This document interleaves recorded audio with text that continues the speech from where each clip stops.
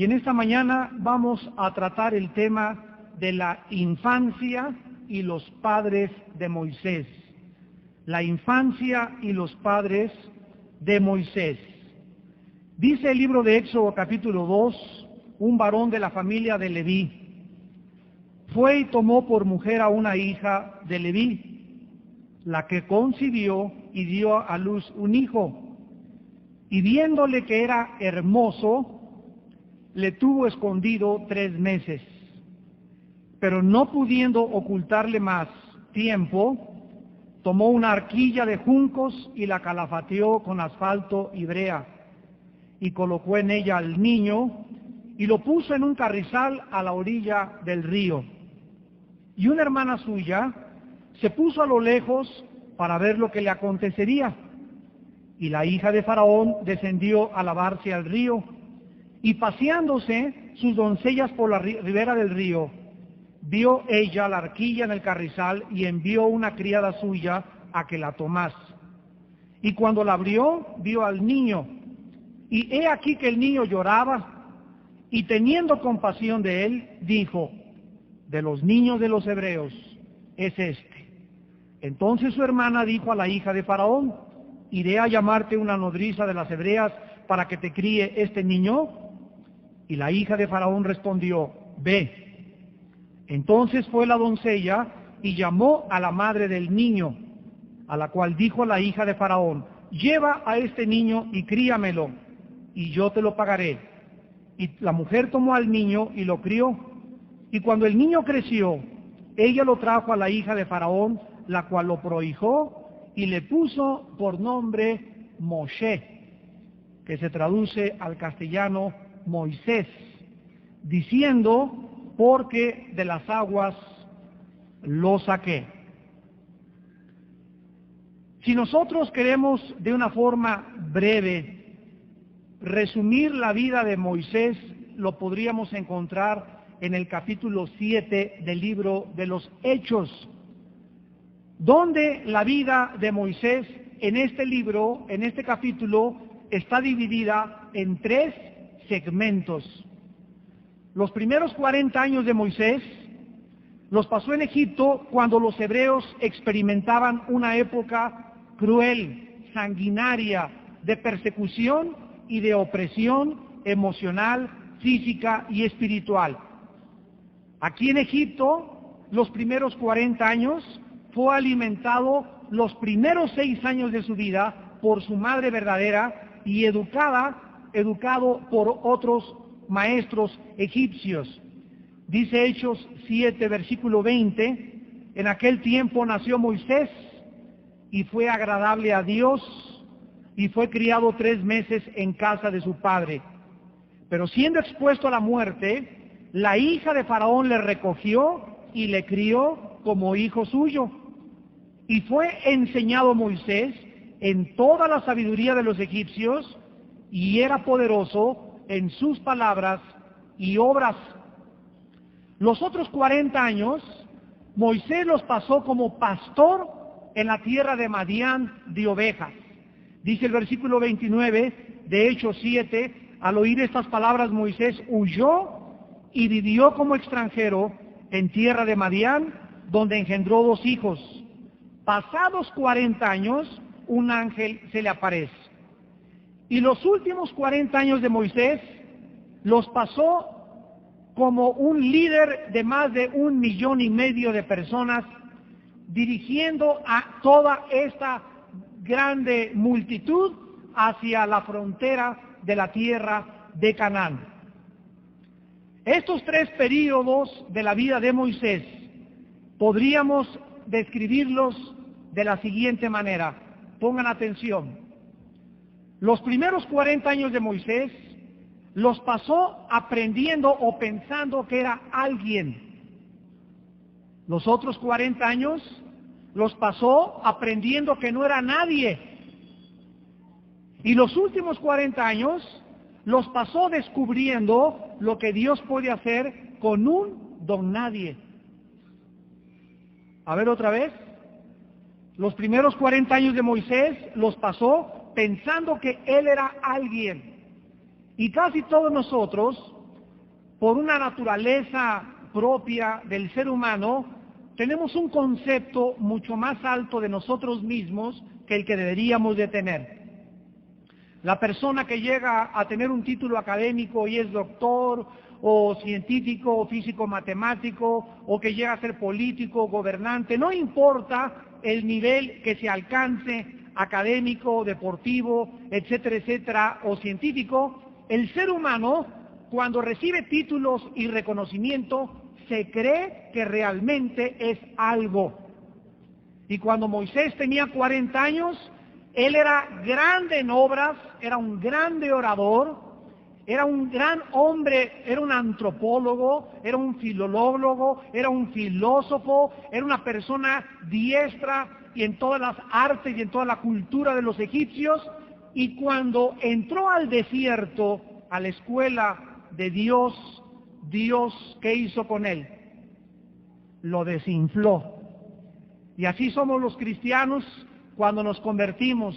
Llegamos como pavos reales, así, ¿verdad? Y con el copetón y creyendo que somos algo y discutimos aquí y en la televisión y escribimos. Y cuando venimos a Cristo y comenzamos a conocer que no somos nadie, que no somos absolutamente nadie, que lo que sabemos no lo sabemos como lo deberíamos de conocer, comenzamos a conocer las grandezas de Dios y comenzamos a compararnos con aquel Dios omnipotente y escudriñamos la Biblia y Dios nos comienza a desprogramar, nos comienza a enseñar que realmente no somos nadie. Y cuando hemos aprendido que no somos nadie, que necesitamos a Dios todos los días, que es imposible independizarse de Dios, que lo que sé lo sé porque Dios me lo ha dado, lo que tengo lo tengo porque Dios me lo ha dado, y lo que voy a lograr lo lograré si Dios me acompaña y sigue con mi vida. Cuando estoy en esa posición, Dios entonces me toma y me usa. Dios no puede usar a nadie que se crea sabio en su propia opinión.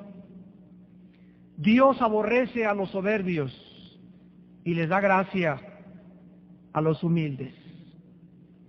Ciertamente Moisés fue un gigante espiritual, pero tuvo que ser desinflado, tuvo que ser desprogramado, tuvo que ser quebrantado, humillado, y tuvo que llegar al punto donde todos tenemos que llegar.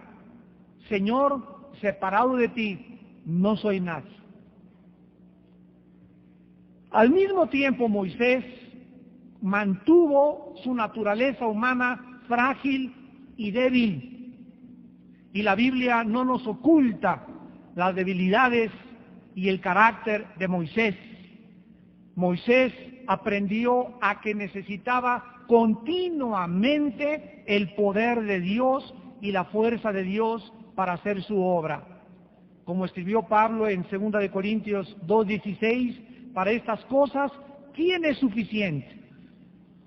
Antes de entrar en esta mañana a estudiar la infancia de Moisés, quiero dejar una pregunta penetrante en sus corazones.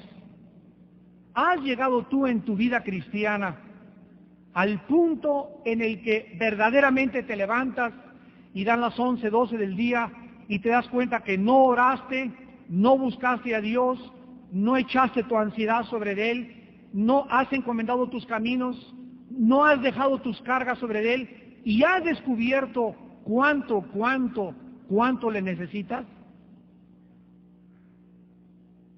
Si tú no has llegado a este punto en tu vida cristiana, donde tu dependencia de Dios sea algo de vida o muerte, donde realmente no puedan pasar 48 horas sin que digas, Dios mío, es que ya estoy con un carácter otra vez, ya estoy afanado otra vez, ya estoy pensando en este dinero y en esta deuda y que no me pagan, etcétera, etcétera. Cuando ya comienza a existir en nuestra vida inquietud, ansiedad, ahí es cuando comenzamos a alejarnos de Dios sin que nos demos cuenta. Porque toda inquietud y ansiedad de nuestro corazón nos hacen irnos alejando de Dios. ¿Por qué esta inquietud y esta ansiedad? porque la inquietud y la ansiedad es la consecuencia y el resultado de separarse de Dios. Si tú mantienes tu comunión con Dios, si tú estás cerca de Dios, si tú descargas tu alma delante de Dios y le encargas a tu hijo, a tu hija, tu trabajo, el coche que quieres comprar, el negocio que quieres hacer, y se lo dejas totalmente en sus manos y le dices: Padre, gracias porque yo no voy a resolver esto, ni tampoco tengo la capacidad para resolverlo. Padre, quiero que tú te hagas cargo de este problema. Cuando tú haces esto y se lo dejas a Dios, entonces te levantas a llorar y comienzas a caminar con Dios durante toda la vida, junto a ti, junto a ti, junto a ti, y el resultado de caminar con Dios es la paz. Estás tranquilo esta mañana. Estás rodeado de problemas, pero no angustiado. Perseguido, mas no desamparado. Derribado, pero no destruido. 2 Corintios 4, del 8 al 9. En el estudio anterior vimos que Moisés nació en un mundo en crisis, con un ambiente hostil, cuando en esos días de su infancia había un decreto en el imperio bajo el cual él nació, un edicto del faraón, donde se mandó a asesinar a todos los niños menores de 2 años de edad.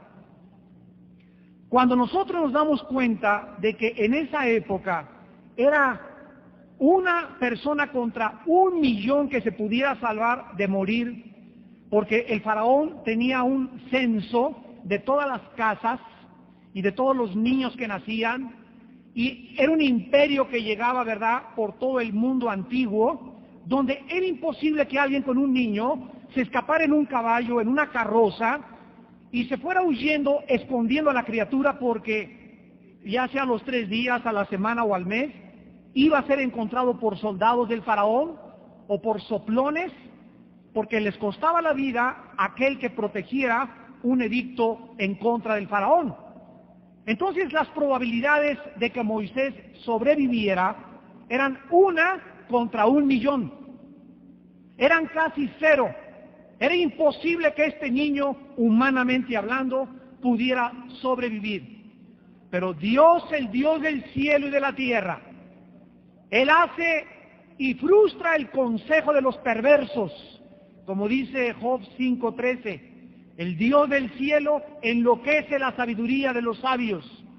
El Dios del cielo hace según su voluntad en el ejército que está en el cielo y en el ejército que está en la tierra.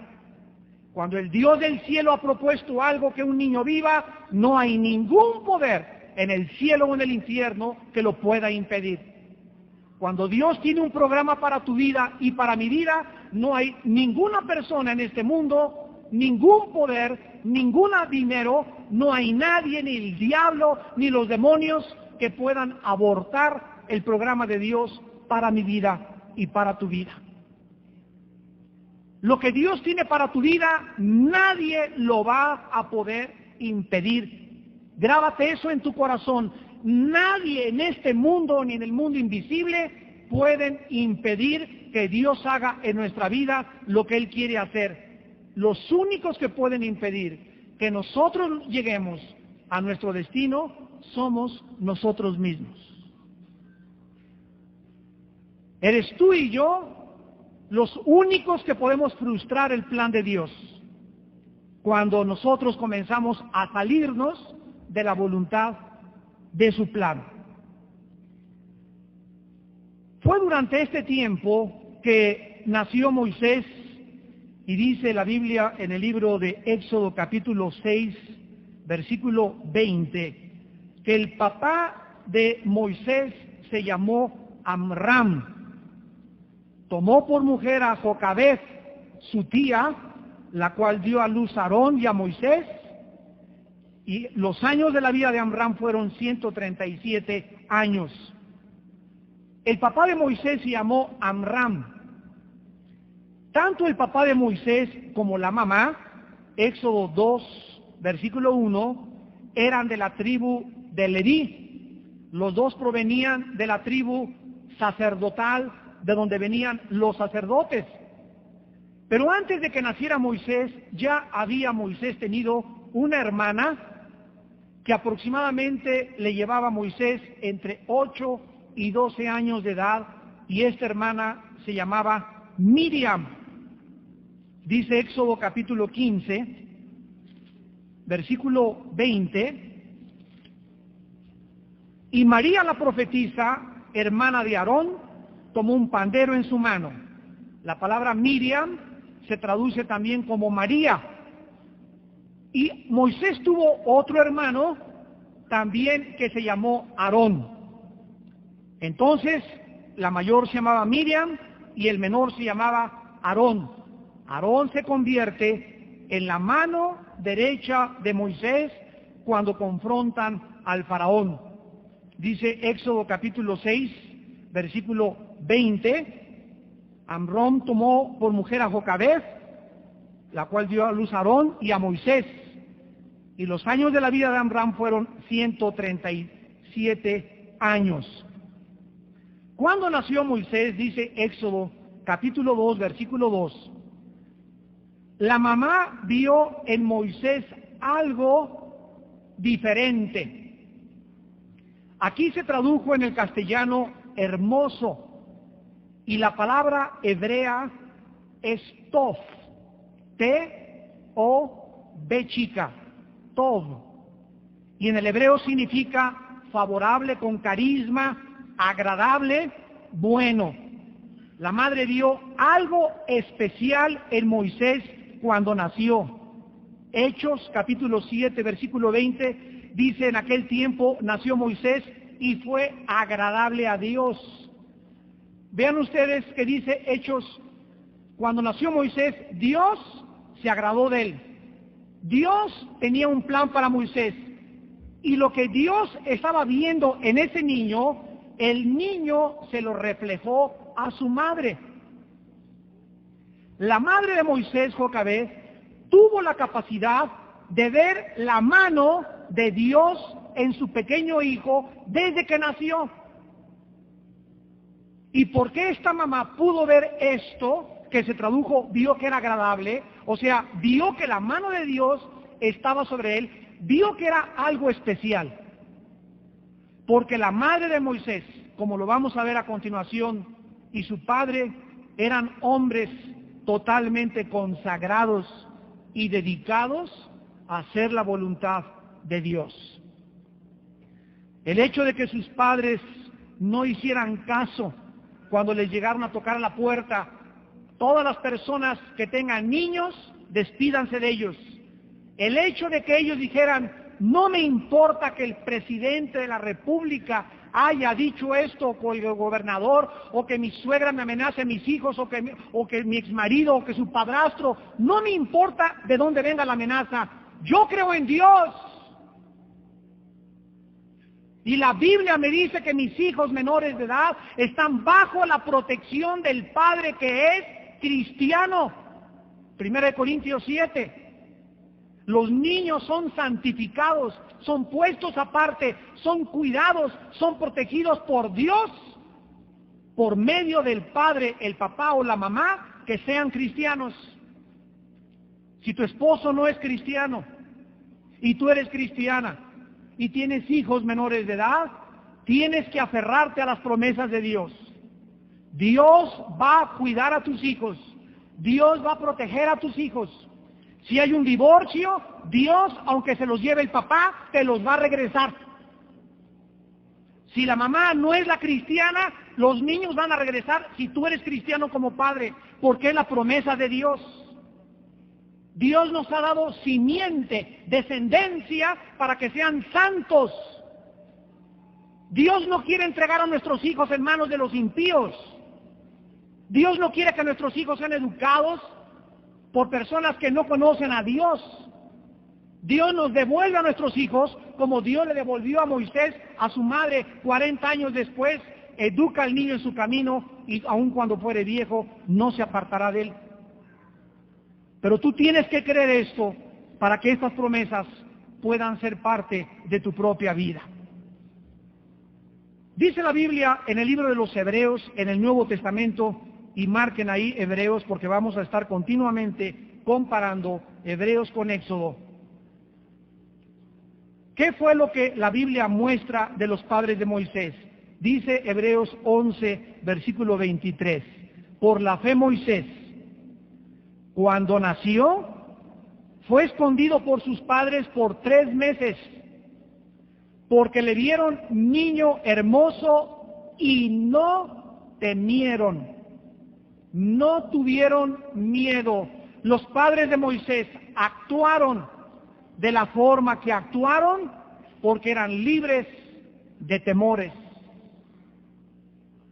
¿De qué nos habla esto? Primera de Juan 4:18, en el amor no hay temor, porque el perfecto amor echa fuera el temor. De donde los padres que tienen temores, ay, mi niñito me lo van a quitar, y ay, que le va a aparecer, y se lo van a llevar, y no me lo van a devolver. Esa actitud de miedo, de temor ante el futuro, no proviene de Dios, proviene del enemigo. ¿Y quiénes son las personas que tienen estos temores? Lo dice 1 Juan 4:18, los que no aman lo suficiente a Dios. En el amor no hay temor. Primer mandamiento, amarás a Dios con todo tu corazón y con toda tu alma. Número 1 en la vida. Antes de amar a nadie, tengo que amar a Dios con todo mi corazón. Si yo no amo a Dios con todo mi corazón, no puedo amar a mi esposa. Si yo no amo a Dios con todo mi corazón, no puedo amar ni a mis hijos. Si yo no amo a Dios con todo mi corazón, no puedo amar ni a mis propios hermanos y hermanas. Para poder amar a mis semejantes, tengo que amar a Dios. Al yo amar a Dios, Dios vuelca sobre mí su gracia para que yo pueda amar no solamente a mis amigos, sino también a mis enemigos. La madre de Moisés era una mujer perfeccionada en el amor. Amaba a Dios con todo su corazón. Y ese amor a Dios que le tenemos diario es el que nos da la seguridad que nada ni nadie nos podrá apartar de su amor. Nadie me podrá separar, ni a mis hijos, ni a mi casa, ni la pobreza, ni la desnudez, ni la espada, ni la inflación, ni aunque mi marido me deje, ni aunque mi esposo me deje, ni aunque mis padres se mueran. No importa, yo tengo a Dios, y si tengo a Dios, lo tengo todo. Porque si Dios conmigo, ¿quién contra mí? Cuando amo a Dios con todo mi corazón, le pierdo el temor a los hombres y le pierdo el temor a la vida. Los padres de Moisés, cuando nació Moisés, estaban listos para salvar su vida. ¿Cuántos de ustedes son padres? O estás embarazada o vas a ser mamá y no aman a Dios con todo su corazón. ¿Saben lo que va a pasar? Que cuando tus hijos nazcan, no vas a estar lista para entregarlos a Dios. No vas a estar preparada. Ahí está el problema, que las pruebas nos vienen a la vida y no estamos listos para enfrentarlas. Y si tú eres madre o eres padre y tienes niños y no estás listo para educar a esos niños, te vas a enfrentar con gravísimos problemas, porque lo que siembras en ellos lo vas a recoger. Lo estamos viendo en las conferencias de las 7 leyes de la cosecha. Lo recogemos, no 100 veces, multiplicado, porque nunca recogemos lo que sembramos, recogemos mucho más de lo que sembramos. Vean ustedes que en segundo lugar dice Éxodo, capítulo 2, versículo 9, que los padres de Moisés no solamente no tenían temor. Si alguien los podía apantallar en esa época, era una orden de Faraón. Si alguien podía infundirles miedo a esos padres en esa época, era el más grande potentado y magistrado de Egipto. Pero ellos no tenían miedo. Te repito otra vez, porque después de estar con Dios, ¿qué nos pueden hacer los hombres, verdad? En segundo lugar, dice la Biblia, en el versículo del 3 al 9, que no solamente los padres de Moisés no tuvieron miedo, sino que los padres de Moisés desarrollaron una estrategia para su hijo. No pudiendo ocultarle más tiempo, ya era imposible esconderlo, los lloridos del niño los iban a escuchar tarde o temprano, tomó una arquilla de juncos y la calafateó con asfalto y brea. La palabra calafatear es muy importante en el hebreo. Es la palabra kofar o kapar, K-A-P-H-A-R. Y es la misma palabra que se usa cuando Noé calafateó el arca. Y es la misma palabra que se usa para expiación. Los que traen la parabólica esa mañana están comenzando a asociar ya estas ideas. Moisés calafateó el arca, era como una brea que protegía a la madera para que no se pudriera y pudiera flotar durante los meses que estuvo en el diluvio. El arca la calafateó, la cubrió. La mamá de Moisés calafateó, cubrió con brea el arca, y es la misma palabra que se usa para cubrir nuestros pecados. La palabra expiación es kafar en el hebreo. ¿Qué cosa es expiación? Cubrir mis pecados. Dios nos cubre y nos guarda del juicio. Cuando yo estoy calafateado por Dios, estoy cubierto totalmente del juicio del diluvio, de las aguas del Nilo. Las aguas del río Nilo hablaban de muerte, estaban infestadas de cocodrilos. Eran aguas sucias, eran aguas que no eran buenas. Están relacionadas en la Biblia con la muerte.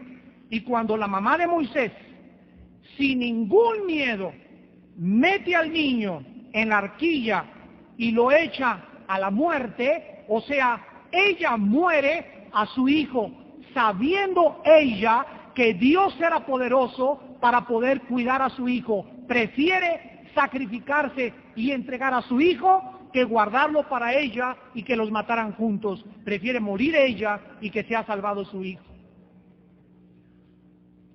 Madres que me escuchan, Jesucristo dijo: el día que nosotros amemos más a nuestros hijos que a Dios, no somos dignos de seguirle. Jesús lo dijo con estas palabras: el que no aborrezca padre o madre o hermanos o hermanas o hijos o hijas no es digno de seguirme. La palabra aborrecer en el Nuevo Testamento, ahí en Mateo, en el griego, no significa odiar. Es una mala traducción. Significa el que ame más a el papá o a la mamá o a los hijos que a mí, no es digno de seguirme. ¿Por qué nos dice esto Cristo? Vean las profundas implicaciones. Cualquiera podría decir: Señor, ¿pero por qué me quieres quitar a mi hijo? Es que Dios no te quiere quitar a tu hijo. ¿Por qué me quieres quitar a tu esposo? Dios no te quiere quitar a tu esposo. ¿Entiende esto? Lo que Dios quiere es prepararnos. A ver, con cuidado. Dios nos quiere preparar, porque tarde o temprano vamos a perder a nuestra esposa o a nuestro esposo o a nuestros hijos, y nos vamos a quedar al final de nuestra vida siempre solos, nada más con Dios. ¿Lo entendiste? Si tú acostumbras a amar más a Dios y amar más a Dios y amar más a Dios cada vez más que a tu esposo, más que a tus hijos, cuando venga una decepción de tu hijo o de tu hija o de tu esposa que te abandone o de tu esposo que te abandone o que se muera, en ese momento, cuando pierdas a ese hijo o a esa hija, vas a estar preparado por Dios para seguir viviendo. Porque a él lo amas más y lo amabas más que al hijo, a la hija, al pariente que perdiste. Esa es la razón profunda por la cual nos manda Dios y nos dice, ámenme a mí. Yo soy el centro de la adoración, porque todo lo demás que tenemos a nuestro alrededor, casa, trabajo, coches, motocicletas, compañía, hijos, hijas, hermanas, seres queridos, los vamos a perder tarde o temprano. Y nos quedamos al final de nuestra vida totalmente solos con Él. Dice el versículo 4, una hermana suya, hermana de Jocabed, o sea, una tía de Moisés, se puso a lo lejos del río y comenzó a seguirlo mientras el río llevaba la corriente para ver lo que acontecería. Y la hija de Faraón descendió a lavarse del río. ¿Ustedes creen que era coincidencia? Que en el momento que pasa el arca, enfrentito de la corte o del río pasaba atrás del palacio, ¿ustedes creen que es coincidencia que cuando el arquita pasó ahí junto, la hija de Faraón, en ese momento, por accidente se le ocurrió lavarse en el río? Ah, la providencia de Dios. Por Dios, dice el Salmo 37, 23 y 24, son ordenados los pasos del hombre. Y Dios aprueba nuestro camino. Dios sabe cuando nacemos quiénes van a ser las enfermeras, quién va a ser el doctor, en qué hospital, en qué cama, cómo va a ser la cuestión. Todo, absolutamente todo está dentro del plan de Dios. Y esto se llama providencia divina. No hay nada en la vida por accidente o por coincidencia. La muchacha comienza a seguir al muchacho, a este niño, y entonces llega la hija del faraón, ve la arquita, lo sacan, y la hija del faraón se da cuenta por el chal o no sé, el zarapito que traía el bebé, se da cuenta la textura y que era judío. Solo los hebreos tenían una forma de vestirse. La hija del faraón reconoce que ese bebé es judío y que su papá dio la orden de matarlos. ¡Qué increíble ironía! Que el niño que estaba siendo perseguido por Satanás bajo las órdenes del faraón que da a Egipto de matar a los niños, ese niño que el mundo entero lo buscaba para matarlo, es criado y crece y es educado en la casa del hombre que lo quería asesinar. Dios enloquece la sabiduría de los sabios y hace nulo el consejo de los entendidos. En el libro de los Hebreos, capítulo 11, versículos 24 y 25, nos damos cuenta que Jocabed, la mamá, es mandada a traer por la hija del faraón. Increíble ironía. Este niño es amamantado, criado, y los primeros años de su vida, que son los más importantes, es su propia madre. Fíjense ustedes, su propia madre muere a sus sentimientos, le dice a Dios: Padre, ahí está mi hijo, lo entrego a su destino, muero a mis sentimientos hacia él y a mis emociones, te lo entrego a ti, tú eres más sabio que yo, Señor, para cuidar a mi hijo. Y esa madre que entregó a su hijo, Dios se la devuelve.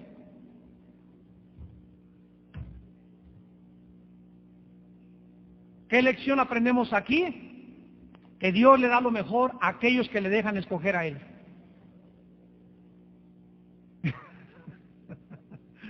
Yo estoy bien emocionado. Esto es de veras revelación maravillosa de Dios. ¿Cuánto aprendemos de la Biblia? Dios nos da lo mejor a aquellos que le dejamos que Él escoja. Señor, tú sabes cómo amo a mi Panchito, que es mi novio y me quiero casar con él, pero él todavía no se convierte, yo te lo entrego. Muevo mis sentimientos y te lo entrego para que tú lo eduques, para que tú lo disipules, y cuando lo disipules, si es para mí, devuélvemelo. Si tú haces eso, Dios hace su parte. Pero no, mi Panchito conmigo. Me caso con él. Me caso con ella. Y tú sabes que no es de Dios. ¿Qué pasa cuando alguien no deja a Dios actuar? Dios nos deja. Dios no viola nuestra libertad.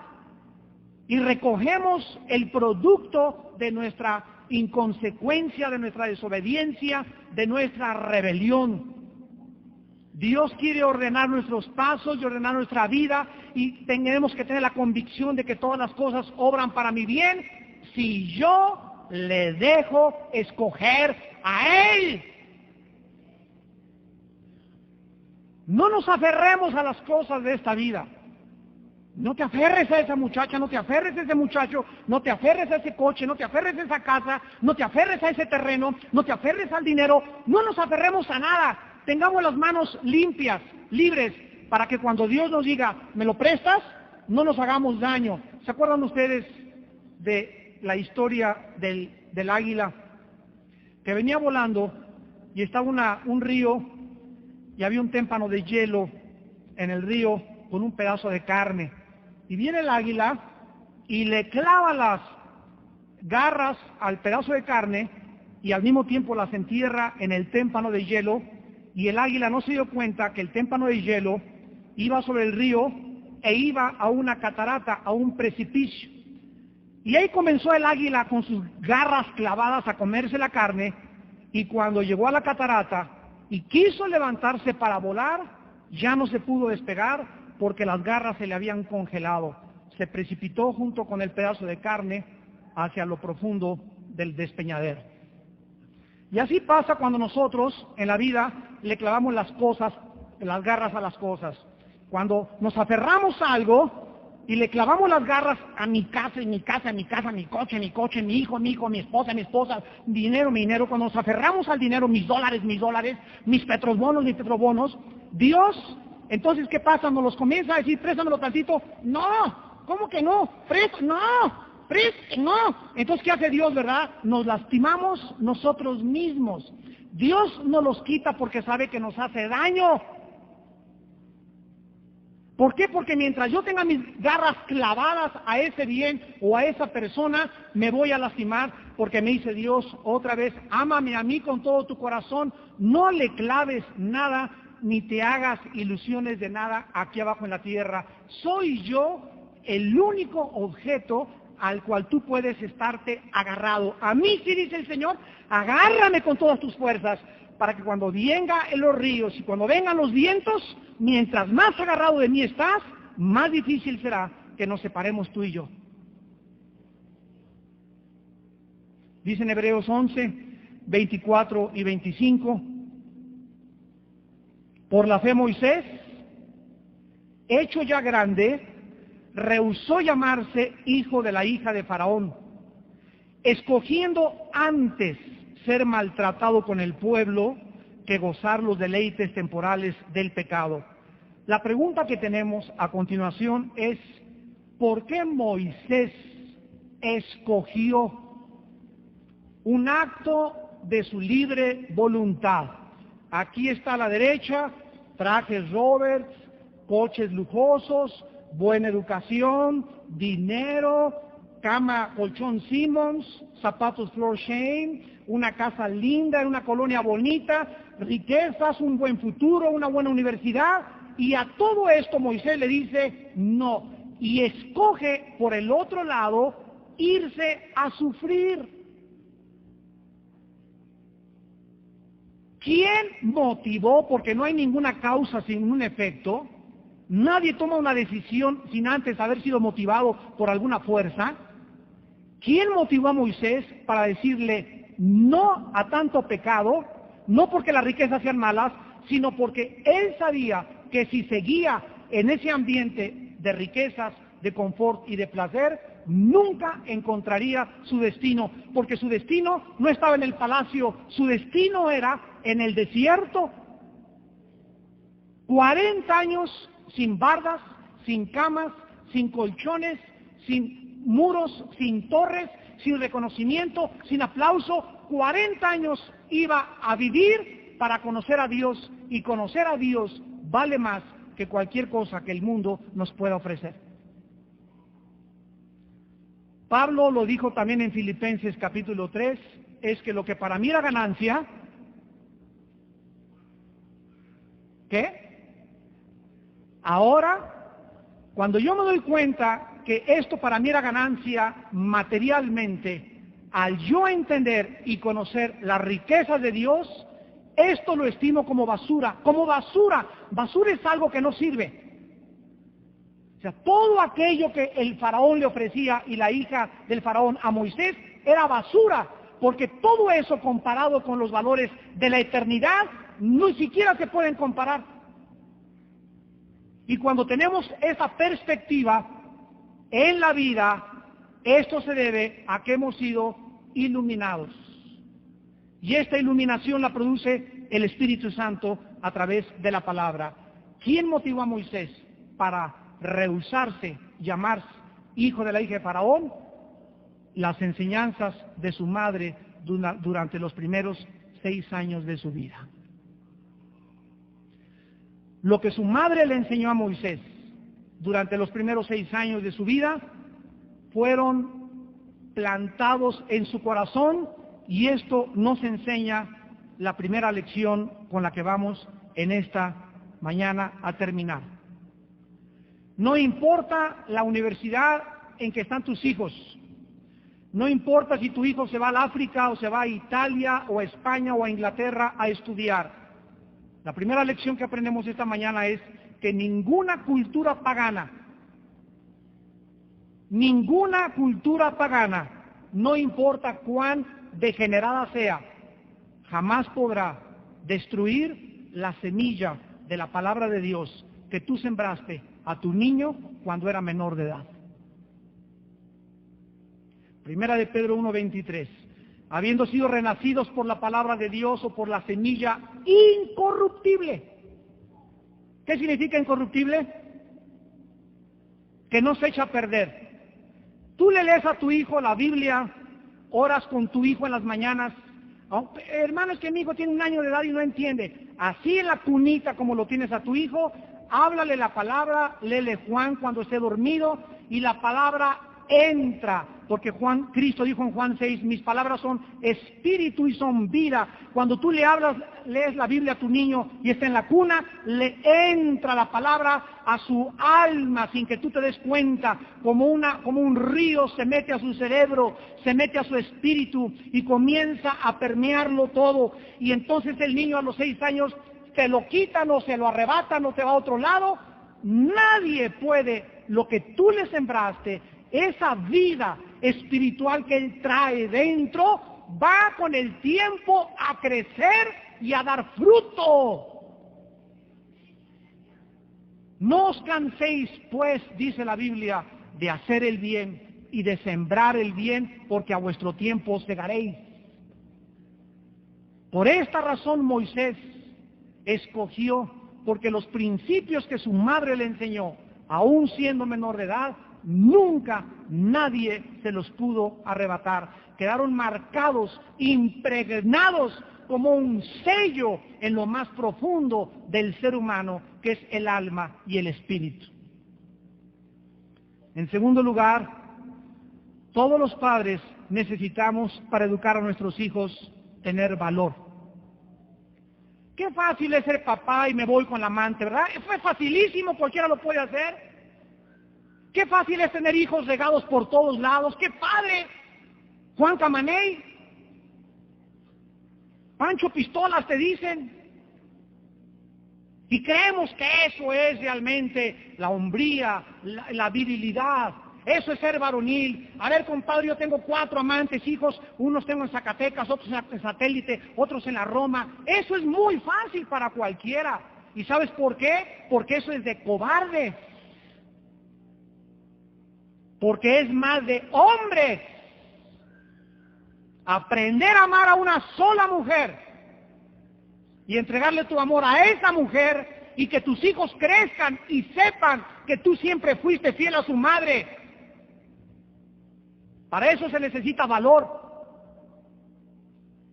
Por eso, para ser padre no solamente es traer a los niños al mundo, es educarlos y tener valor de enfrentar con ellos juntos y que nos vean nuestros hijos, que no le tenemos miedo a la vida y que amo a su madre y que amo los principios de Jesucristo y que Jesús resplandece en mi corazón. Y por eso Dios honra tarde o temprano a esos hijos y a esos padres.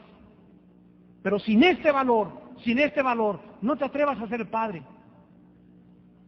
Hay una promesa en Isaías 49 que Dios puso en mi corazón esta mañana para compartirla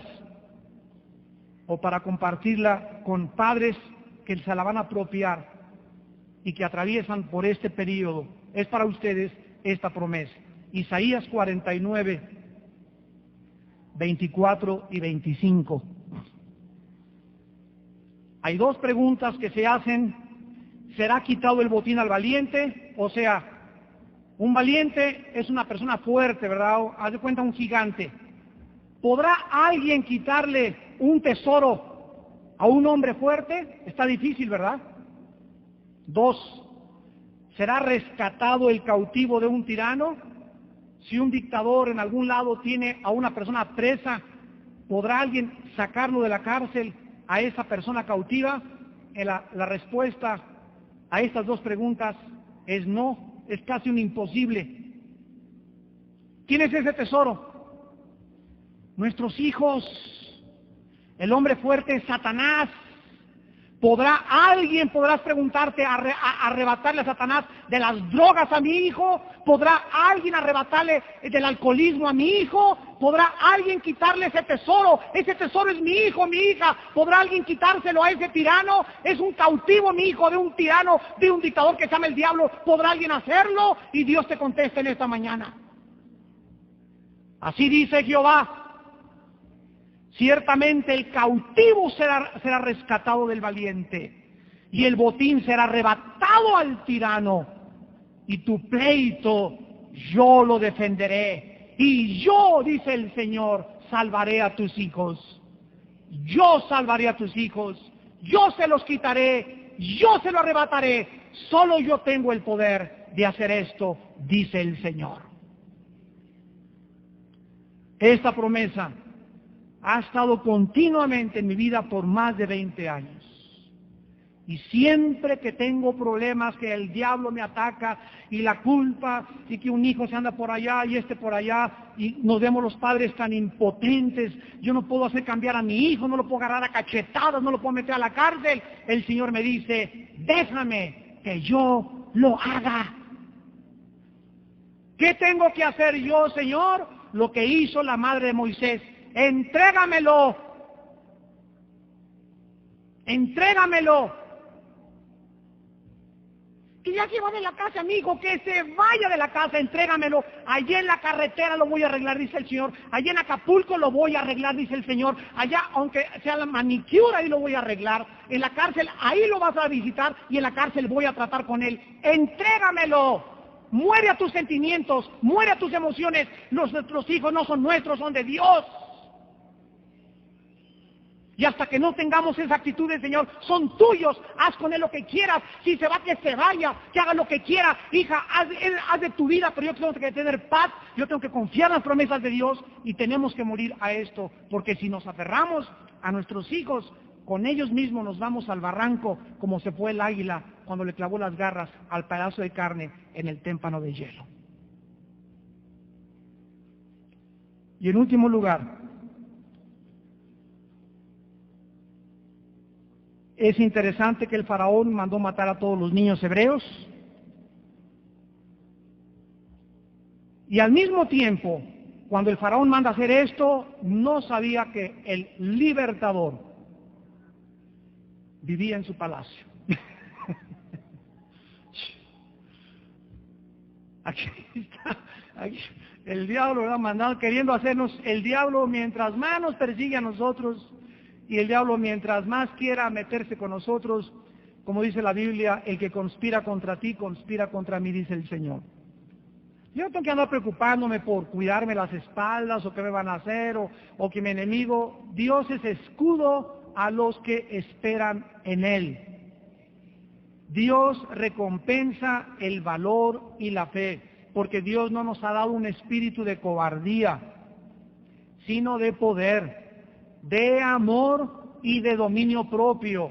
Más grande es el que tarda en airarse que el fuerte, y el que se enseñorea de su espíritu que el que toma una ciudad. Dicen Proverbios, es más grande ante los ojos de Dios dominarnos interiormente que pelearnos. Es más grande en el espíritu un ser humano que tiene control sobre sus impulsos que aquel que es muy valiente y muy fuerte físicamente. Y Dios quiere que aquí adentro, en nuestra vida, en esta mañana tengamos paz. Entreguemos a nuestros hijos al río Nilo, tal vez a la muerte desde nuestra perspectiva, pero Dios convierte el río Nilo en la vida para nosotros. Y cuando Dios ve que nosotros le entregamos a mi novia, y le entrego a mi novio, y le entrego mi casa, y le entrego a aquella persona, entonces Dios comienza a actuar, porque sin fe es imposible poder agradarle. Abraham, el padre de nuestra fe, atravesó la misma prueba. Abraham, dame a tu hijo, ¿no es verdad? ¿Ustedes creen que Dios quería matar a Isaac? Nunca jamás Dios hubiera hecho eso. Dios no quería el sacrificio de Isaac. Dios quería la muerte sentimental de Abraham hacia su hijo Isaac. ¿Capiche? ¿Está claro? Hasta que Abraham le entregó a Isaac. Señor, aquí está. ¿Qué hizo Dios? Se lo devuelve. Aquí está mi Panchito, te va a volver a tu Panchito hecho un galán. Aquí está mi novia, él sabrá, si no es, yo no sé si es para mí o no es para mí, tú lo sabes, Padre. Si no es para mí, quítamela, te la entrego y llévatela. Y me va a doler mi corazoncito y voy a chillar una semana, 15 días, 3 semanas, pero es mejor 3 o 4 semanas o un mes que casarme con una persona que va a ser en mi vida un infierno en mi matrimonio. ¿No es cierto? Más vale no hacer ese negocio. Ay, perdí millones de pesos y que a lo mejor el año que entra iba a estar en la cárcel por ese negocio, que mejor habérselo entregado a Dios, y prefiero comida de legumbres y vivir más o menos contento con lo que tengo que adquirir dinero mal habido que después va a ser maldecido. Por Jehová son ordenados los pasos del hombre y él aprueba su camino.